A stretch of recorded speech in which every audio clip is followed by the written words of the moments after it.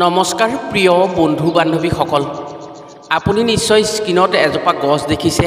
এই গছৰ এডাল শিপা আনি যদি সপ্তাহৰ 2টা বাৰত আপুনি আপোনাৰ ঘৰৰ মুখ্য দুৱাৰৰ ওপৰত ওলমাই বান্ধি থ'ব পাৰে বা ৰাখি থ'ব পাৰে, তেনে আপুনি কোনোদিন ধনৰ অভাৱত পৰিব নোৱাৰে।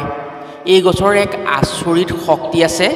এই শক্তিৰ প্ৰভাৱত লক্ষ্মী বাস হয়। আয়ুৰ্বেদ আৰু আধ্যাত্মিক শাস্ত্ৰমতে পৃথিৱীত যিমানসমূহ ক্ষমতাশালী গছ আছে তাৰ ভিতৰত এই গছ হৈছে অন্যতম গছ।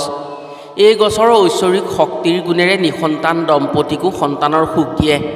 এই গছৰ শিপা শুকুৱাই গুৰি কৰি মাখনৰ লগত যদি এমাহ খাব পাৰে, সন্তানহীন দম্পতীয়ে মাহটোৰ ভিতৰত সুখবৰ আশা কৰিব পাৰে আৰু তেওঁলোকৰ আশা পূৰণ কৰিব পাৰে। এইজোপা হৈছে অপমাৰ্গ গছ। লক্ষ্মী দেৱীৰ প্ৰিয় দৈৱ শক্তিযুক্ত এই গছে নিৰ্ধনীক ধনী, সন্তানহীনক সন্তান আৰু ৰোগীক নিৰোগী কৰি সকলো সুখৰ গৰাকী কৰিব পাৰে। এই গছৰ চমৎকাৰী শক্তিয়ে আপোনাৰ আশা সঁচা কৰিব পাৰে। সেয়েহে এই গছ দেখা মাত্ৰকেই নিজৰ ঘৰলৈ আনি ৰোপণ কৰি নিয়ম অনুসৰি কামসমূহ কৰি ল'ব পাৰে। তেনে আপুনি আপোনাৰ ভাগ্য পৰিৱৰ্তন কৰি সঁচা অৰ্থত আপুনি এজন সুখী মানুহ হ'ব পাৰে। আজিৰ ভিডিঅ'ত আমি আপোনাক দুজোপা এনে গছৰ সন্ধান দিম, যি গছে অকল আপোনাৰ ভাগ্য পৰিৱৰ্তন কৰাই নহয়, শৰীৰ সুস্থ কৰি ৰাখি যিকোনো ৰোগ ব্যাধিৰ পৰা মুক্ত কৰিব পাৰিব। আপুনি মই সদায় দেখি থকা এনে কিছুমান গছ আছে, যিবোৰৰ গুণাগুণৰ বিষয়ে নজনাৰ বাবে আমি বহু সময়ত বিপদত পৰি পাৰাপাৰ হেৰুৱাবলগীয়া হয়। কিন্তু যেনেকুৱাই বিপদ বা ৰোগ ব্যাধি নহওক কিয়, এনে গছৰ সৎ প্ৰয়োগে মুহূৰ্ততে আপোনাক বিপদমুক্ত কৰি ৰোগ নিৰাময় কৰিব পাৰে। আয়ুৰ্বেদ শাস্ত্ৰত এই দুই গছৰ মহাশক্তিৰ প্ৰয়োগৰ বিষয়ে বিশদভাৱে উল্লেখ কৰিছে। এজোপা হৈছে অপমাৰ্গ, আনজোপা হৈছে পচতীয়া। গতিকে আজিৰ ভিডিঅ'টোৱে আপোনাক টকাৰ অভাৱ দূৰ কৰাৰ লগতে যিকোনো ৰোগ ব্যাধিৰ পৰা পৰিত্ৰাণ পোৱাৰ সুযোগ দিব। বিশেষকৈ বিষজনিত ৰোগৰ পৰা আপুনি পৰিত্ৰাণ পাব। যদি আপোনাৰ গাৰ বিষ আছে বা গাঁঠিৰ বিষ আছে, বিভিন্ন জইণ্ট পেইন আছে, আপোনাৰ মাথাৰ বিষ আছে, তেনে আপুনি আজিৰ ভিডিঅ'টো সম্পূৰ্ণকৈ চাওক আৰু এই গছৰ সন্ধান লৈ আপুনি সেই গছৰ প্ৰয়োগ কৰক। আপোনাৰ সেই সকলোবোৰ বিষ নাইকিয়া হৈ পৰিব। আপুনি বিষৰ পৰা মুক্ত হ'ব পাৰিব। সেয়েহে আজিৰ ভিডিঅ'টো প্ৰতিজন ব্যক্তিৰ বাবে অতি গুৰুত্বপূৰ্ণ ভিডিঅ'। যদি ভিডিঅ'টো শেষলৈকে চাব পাৰে, তেনে নিশ্চিতভাৱে উপকৃত হোৱাৰ সুযোগ পাব। প্ৰিয় বন্ধু বান্ধৱীসকল, তেনে জানো আহক কোন 2টা বাৰত অপমাৰ্গ গছৰ শিপা আনি নিজৰ ঘৰৰ মুখ্য দুৱাৰৰ ওপৰত ওলমাই থ'ব পাৰিলে জীৱনত সমস্ত দৰিদ্ৰতা দূৰ হৈ যিমান ধনহীন ব্যক্তি হ'লেও লক্ষ্মী দেৱীৰ কৃপাত ৰাজধনী হ'ব পাৰে। অপমাৰ্গ গছৰ কি এনে চমৎকাৰী ক্ষমতা আছে, যাৰ শিপা নিজৰ গাত পিন্ধি থাকিব পাৰিলে দুখ দৰিদ্ৰতা অন্ত কৰি শত্ৰু মিত্ৰ সকলোকে বশ কৰি ৰাখিব পাৰি। লগতে পচতীয়া গছৰ দ্বাৰা কি ৰোগ নিৰাময় কৰিব পাৰি। পচতীয়া গছৰ চমৎকাৰী প্ৰভাৱে কেনেকৈ নিৰোগী কৰি ৰাখে শৰীৰক আৰু ৰোগীয়া ব্যক্তিও নিৰোগী হোৱাৰ সুযোগ সুবিধা পায়। কথাসমূহ কোৱাৰ আগতেই আপোনাক এটি সৰু অনুৰোধ জনাওঁ। ভিডিঅ'টো যদি ভাল পায় তেনে এটা লাইক কৰাৰ লগতে কমেণ্ট বক্সত ধন ঐশ্বৰ্যৰ অধিকাৰিণী দেৱী লক্ষ্মী দেৱীক ভক্তি কৰি জয় মা লক্ষ্মী বুলি লিখিবলৈ কেতিয়াও নাপাহৰিব। আৰু যদি আমাৰ চেনেললৈ প্ৰথম আহিছে তেনে চেনেলটো ছাবস্ক্ৰাইব কৰাৰ লগতে অন্য 10জনে উপকৃত হোৱাকৈ ভিডিঅ'টো শ্বেয়াৰ কৰিবলৈ অনুৰোধ জনালোঁ।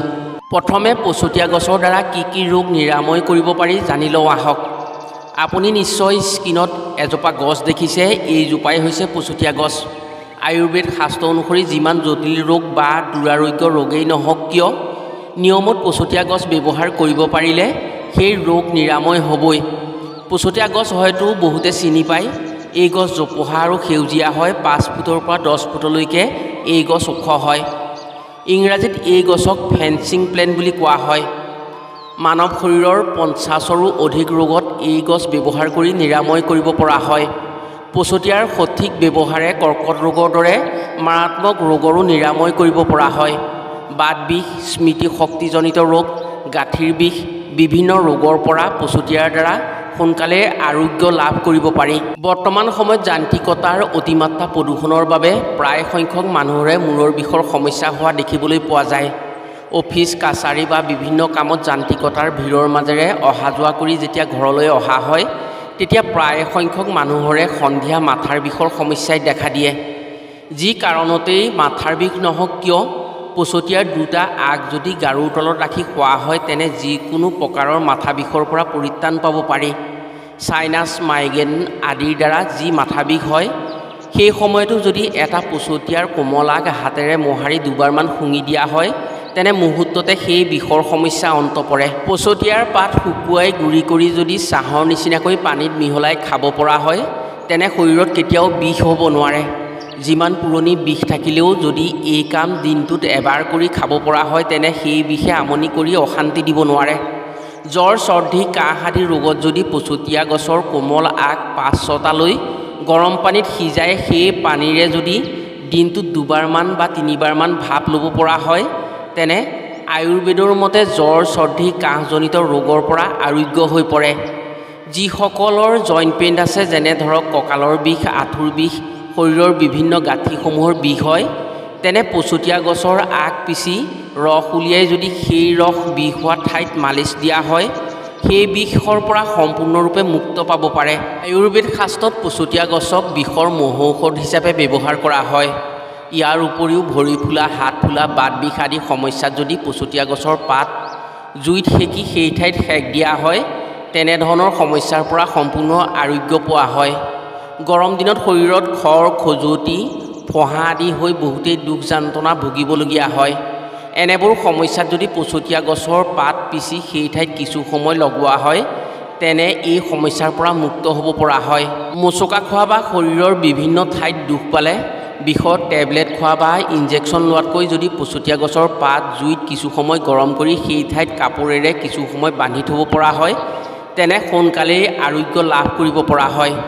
যিবোৰ ল'ৰা ছোৱালীৰ স্মৃতিশক্তি কম কথা কম মনত ৰয় সোনকালে কথা পাহৰি যোৱাৰ অভ্যাস আছে নাইবা কোনো লোকৰ যদি স্মৃতিশক্তি হেৰাই যায় তেওঁলোকক যদি পচতীয়া পাতৰ সৈতে মাখন মিহলাই ভাজি খুৱাব পৰা হয় তেনে সোনকালেই স্মৃতিশক্তি ঘূৰি আহে আৰু স্মৃতিশক্তি বৃদ্ধি হয়। স্মৃতিশক্তিযুক্ত যিকোনো ৰোগ ব্যাধিৰ পৰা মুক্ত হ'ব পাৰে। চুলি টকৌৱে খোৱা বা চুলি সৰা সমস্যাটো যদি পচতীয়া গছৰ ৰস চুলিত লগাব পৰা হয় চুলি গজি পুনৰ আগৰ দৰে হৈ পৰে। যদি কাৰোবাৰ শ্বাস প্ৰশ্বাসজনিত সমস্যা আছে মাজে মাজে উশাহ নিশাহ লোৱাৰ ক্ষেত্ৰত কষ্ট হয় পচতীয়া পিচি পাতলকৈ ৰস যদি খাব পৰা হয় মাজে মাজে তেতিয়া তেওঁলোকৰ সেই সমস্যা নাইকিয়া হয়। ইয়াৰ উপৰিও যদি পচতীয়াৰ গোন্ধ লৈ থাকিব পাৰে মাজে মাজে তেনে এনে সমস্যা তেওঁলোকৰ অন্ত পৰে। শ্বাস প্ৰশ্বাসজনিত যিকোনো সমস্যাৰ পৰা মুক্ত হ'ব পাৰে। পচতীয়া গছ হৈছে হাজাৰ ঔষধি গুণেৰে ভৰপূৰ পৰিপূৰ্ণ গছ। প্ৰিয় বন্ধু বান্ধৱীসকল এতিয়া জানো আহক দৈৱ শক্তিযুক্ত অপমাক গছৰ শিপাৰে কেনেকৈ দৰিদ্ৰতা দূৰ কৰিব পাৰি। আপুনি হয়তো স্ক্ৰীনত এজোপা গছ দেখি আছে এইজোপা হৈছে অপমাক গছ। এই গছৰ ক্ষমতা অত্যন্ত বেছি। এই অপমাক গছৰ ঔষধি গুণো আছে। যদি এই গছৰ পাত শুকুৱাই গুড়ি কৰি তাৰ লগত খাটি সৰিয়হৰ তেল মিহলাই দাঁত ব্ৰাছ কৰিব পৰা হয় সেই ব্যক্তিৰ দাঁতৰ সমস্যা যেনে ধৰক দাঁতৰ বিষ দাঁত পোকে খোৱা দাঁতৰ কাষত আলু বহা আদি সমস্যাৰ পৰা 100% মুক্ত হ'ব পাৰে। এই অপমাক গছত দেৱতা বাস হয়। আধ্যাত্মিক শাস্ত্ৰ অনুসৰি অপমাক গছে শিৱৰ পৰা বৰদান লাভ কৰি ক্ষমতাশালী হৈছিল। অপমাক গছত সদায় লক্ষ্মী বাস হয়। নিয়ম অনুসৰি যদি সপ্তাহৰ 2টা বাৰত শুক্ৰ আৰু বুধবাৰে যদি অপমাক গছৰ গুৰি উঘালি আনি এখন ৰঙা কাপোৰেৰে সেই গুৰিৰ শিপাডাল বান্ধি ঘৰৰ মুখ্য দুৱাৰৰ ওপৰত ওলমাই থ'ব পৰা হয় সেইখন ঘৰত লক্ষ্মীৰ বাস হয়। লক্ষ্মী গণেশৰ কৃপাত সেই ঘৰত ধন সম্পদেৰে ভৰি পৰে।